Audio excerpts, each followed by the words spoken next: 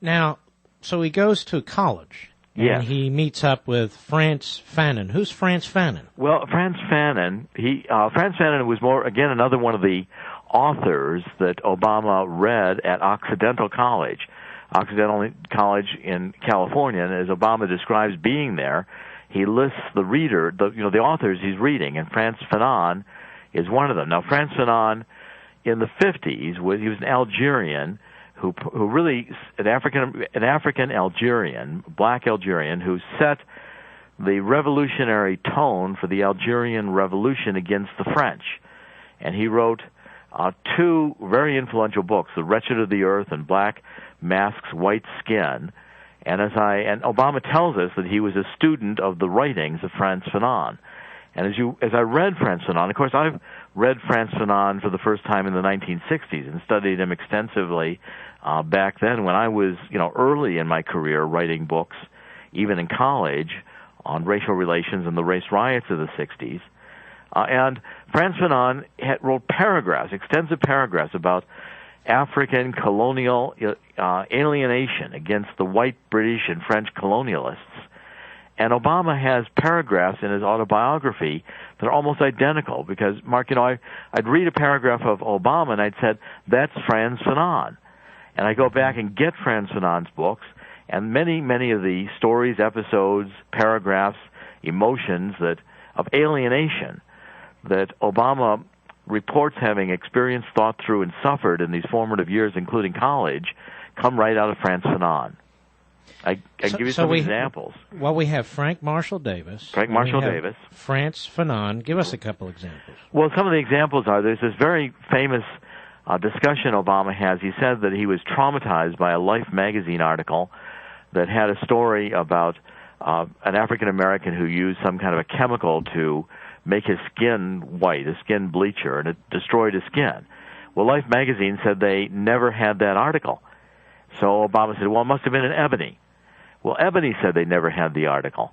Well, I said Franz Fanon was the one who discussed this, and sure enough, Franz Fanon has the entire discussion of the skin coloring, changing to white bleaching agent, chemicals that were being used by the colonial Africans when they were trying to adapt to the white colonial French and British. So the story came out of Franz Fanon, and Obama had transferred it into Life magazine somehow or other, and maybe he was disguising that he was taking the story right out of this radical writer, Franz Fanon, but it clearly came from Franz Fanon. So we have Fanon, we have Davis, and then to move it up, why did he move to Chicago after college? Well, that's a very interesting question. I think the Chicago influence, Frank Marshall Davis, I think, played a major role in getting in Obama's mind that Chicago was the place to be.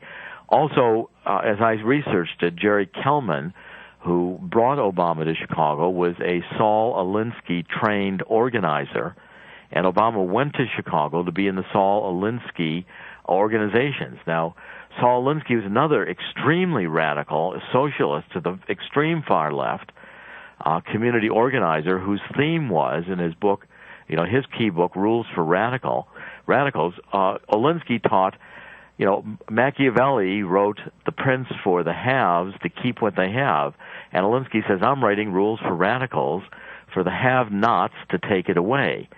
So Saul Alinsky's methodology was to rub raw the discontent of a community so you could have this uprising of anger almost in a revolutionary sense, as the communists would antagonize, play upon discontent to get the community to rise up, and the result would be redistribution of income that would result from it. Alinsky said, we organize communities for power, and the power is for change, and the change we want is redistribution of income. All right, let me stop you right there. And Rules for Radicals was dedicated by Alinsky to Lucifer. Yeah. Now, I just want to be clear about something. This is important. Yes. He was attracted to Chicago by Kellman, who was an Alinskyite. Correct. He becomes a community activist under the Alinskyite umbrella. Correct. He's trained in that mentality. He trains himself, other people in that mentality. Yes. And by change, and by change what is meant is a radical transformation of our society. Correct. That's exactly what change for Saul Alinsky was his catchphrase for a socialist, if not outright communist, redistribution of wealth, from the haves to the have-nots. So this was the overthrowing of the capitalist, business-moneyed interests so that the proletariat could rise up and seize the wealth. That's what Saul Alinsky meant by change. Jerome Corsi, the author I'm talking to, the book is The Obama Nation. Jerome Corsi, I just want people to know that these names, if they think you're just red baiting, people are free to Google these names themselves, and they can find out for themselves who these people are. They are, in fact, well-known communists, and Saul Alinsky certainly was. He's well-known. Hillary Clinton dabbled in that herself, and Frank Marshall Davis, well-known. I'm not familiar with Franz Fannon, but that's fine. And so he not only is influenced by these individuals and their writings. In Chicago, he comes upon William Ayres. Tell us about that.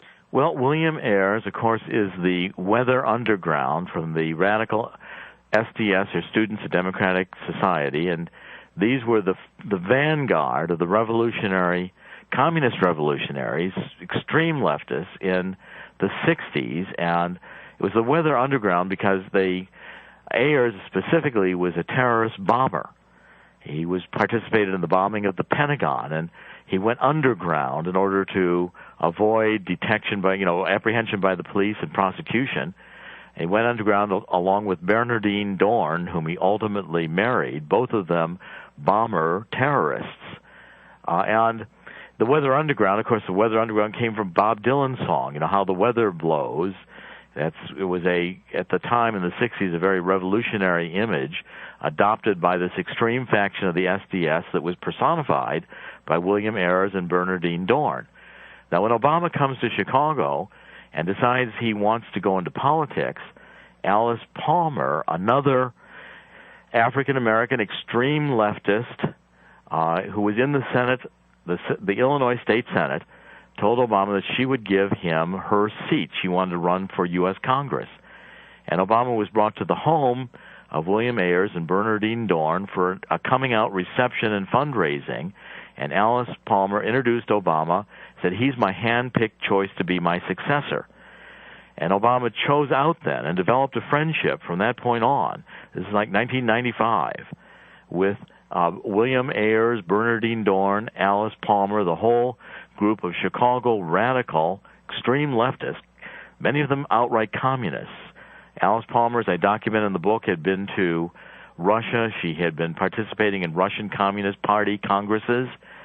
She'd been written up in the communist newspapers. I cite the footnotes. I've got 700 footnotes in this book. I went back and got the original communist newspaper sources and quoted from them. Now, this book has not only an enormous number of footnotes, which allows anybody to go look at original sources. This book has been lawyered, I'm sure, right? Oh, the lawyers yes. have looked at this. In fact, it was one of the top lawyers Simon Schuster hired in New York. He is a specialist in publishing and making sure there's no lawsuits that result from the book. A lawyer had an entire floor of the building in 42nd Street across from Grand Central Station. And I spent nearly 3 weeks with the lawyer going through the book line by line to make sure we were on solid, provable grounds in every sentence in this book.